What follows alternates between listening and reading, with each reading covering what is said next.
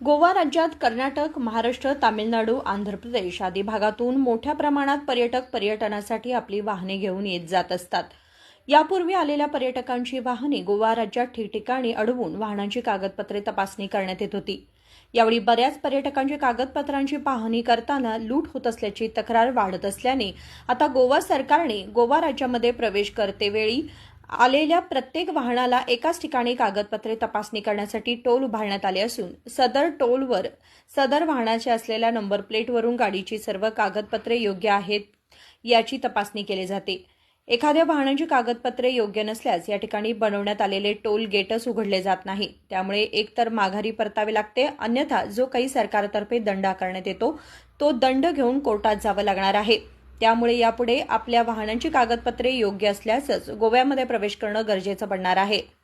सदर योजना खासगी क्षेत्राला देण्यात आली असून सध्या ट्रायल बेसिसवर कामगिरी चालू असून 22 सप्टेंबरपासून टोल अधिकृतरित्या चालू होणार आहे. निखिल असुकर, KMM मराठी, रामनगर.